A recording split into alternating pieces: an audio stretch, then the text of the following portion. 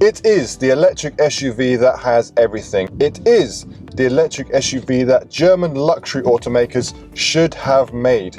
It is the electric SUV with no real competition, and let me tell you why. This is the Zeekr 7X, and it might be the perfect electric SUV. Welcome to EV.com.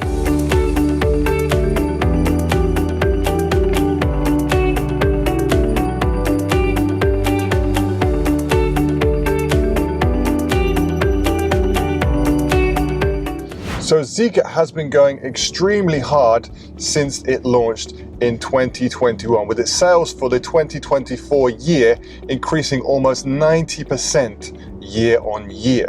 And the brand is showing no signs of slowing down as they continue to launch in more and more markets around the world. Let me just flash on screen some of the markets Zeekr is currently in or will be entering in the near future. Excited? Well, you should be, because this, its first SUV, might be its best vehicle yet. So you may be thinking the Zeekr 7X is the brand's 7th or even 8th car. Well, that would be far too logical. No. And although Zeekr may have a silly name and an even more silly naming strategy, I think most importantly, it makes very good cars. So the 7X is the brand's first SUV, and they took their sweet time bringing it along. However, I do think this one has been worth the wait. This could be their most important vehicle yet.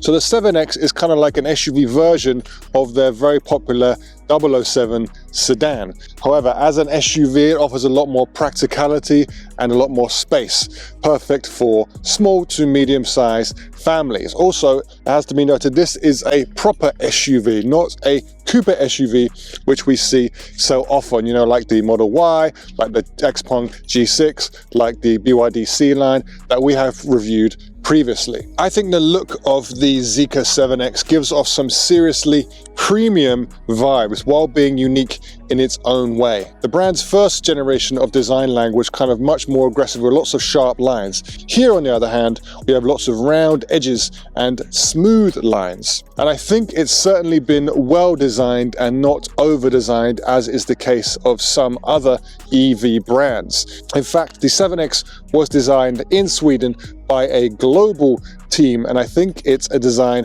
that the whole world will love. The front looks familiar, it has some elements that I feel like we've seen before, but in its entirety, it definitely has a fresh look with a kind of clamshell hood and those wrap-around headlights which look super impressive at night. We also have an active air intake at the bottom there. At the back, we have a long light bar and some sharper edges, but nothing overly aggressive.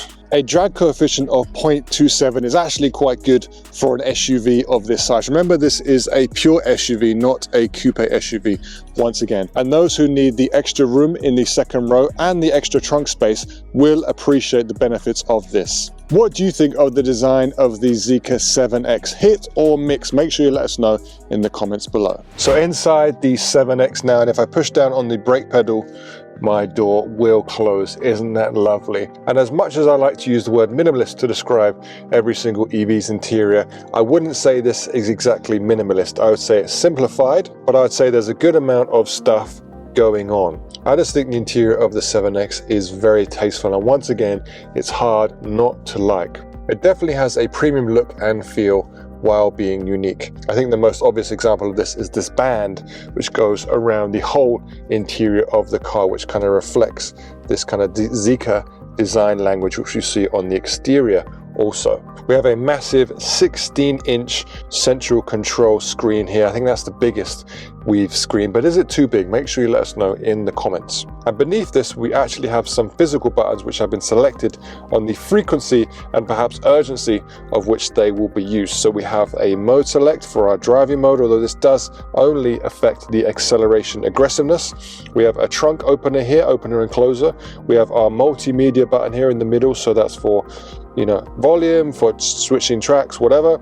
Here we actually have a customizable button which we can decide what it does. And then finally, we have a glove box here, and we have a button which opens the glove box. Everything else is in the touchscreen, which is actually very fast and intuitive. But we have what I think is a nice balance of tactile buttons and touchscreen experience. This system will also come with Android Auto and Apple CarPlay. This Zeekr does not use a Yamaha sound system. Instead, it uses Zeekr's proprietary Zeekr sound system, which has been developed in-house. And I would say the results are fine, not as good as the Yamaha sound system though. I've actually been listening to this on full volume, which I've never done before in a car. So over here we actually have quite a large steering wheel. I think this is the same steering wheel that we saw in the 009, that kind of MPV, that kind of chauffeur car. And I think for that car, it was very well suited because it was a big vehicle. This kind of larger steering wheel made it easier to maneuver. However, I think they could have reduced the size and the shape a little bit to perhaps better fit the driving experience. If you like a large steering wheel, make sure you let us know in the comments. We have a nice kind of curved 13-inch driver's cluster here, which I really like because it's very, very high definition. You can see it very easily. And with this black dashboard, it kind of blends right in, especially in the night. The driving position is quite high and the view makes it feel like the 7X is actually much smaller than it really is. But the seats are super comfortable, even for longer journeys. We have lower leg support, we have lumbar support, we have a leg extension here. These front seats also have heating, ventilation and massaging functions, as well as the seats in the back if you go for the top trim. So in the back of the Zeekr 7X, and they have really thought of everything. Legroom, check. Headroom, check. I mean, I'm 197 centimeters and I have loads and loads of space, both for my legs and for my headroom. I have probably 5 or 6 inches above my head, so very tall people can sit in here probably without any issue whatsoever. We have our rear windows tinted as standard to kind of block out some of those UV rays, but if this is not enough, the top trim of the 7X has this, an electric window blind which can properly block out on the sun on those sunny days. And if you use this in combination with the sunroof blind, the back of the 7X can get very cozy indeed. So there's not much going on with this center unit here, and that's because all of our controls are on the center armrest. So if I fold this down, we actually have a touch screen here, which can be used to adjust things like our heated seats, massage functions, depending on the trim level that you get. And one thing I do like about this armrest is that it actually has phone charging. Instead of being here, they're actually here, which is good because it means you can still use your phone quite comfortably when you are charging. As usual, one of the downsides of this is it's difficult to use if there is a person sitting here. However, most of the functions can be controlled from the front screen. So depending on the version of the 7X that you get, you may or may not have this Queen's chair here. So that means it actually has a leg support here, which can be extended out. And we also have the ability to move this chair out of the way so we get lots more room for our legs. In addition to this, we also have a hidden away tray table, which we can use for work or for eating our dinner or whatever, and a small screen. However, there's only one that's on this side. So let's take a look in the trunk of the 7X. So in the back here, we have 616 liters of space with the second row seats up, which I think is enough for most people. It's enough space to have two very large suitcases laid flat and side by side. If you want to put these second row seats down, there's switches here which will have it done for you automatically. The seats fold almost but not completely flat, and this will give you almost 2,000 liters of storage space.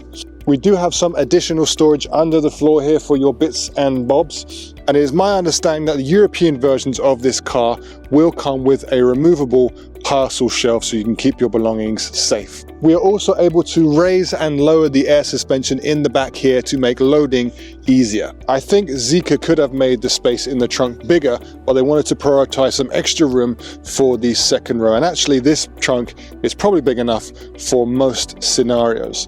The Zeekr also has a small frunk, either 62 or 44 liters, depending on if you go for the rear-wheel drive or all-wheel drive version. Driving the Zeekr 7X has given me the most fun I've had driving an EV in a while, and definitely the most fun I've had driving an SUV. It's very responsive and confident in cornering. In fact, it's actually quite hard to not drive this car aggressively. Some cars just want to go fast, and this is definitely one of them. So I'm still not sold on this wheel though. I think it's still a little bit big. It's great if you're just cruising in autopilot, whatever, you can kind of rest your hands on it. But I think it's too big to be able to drive the car in quite an agile way.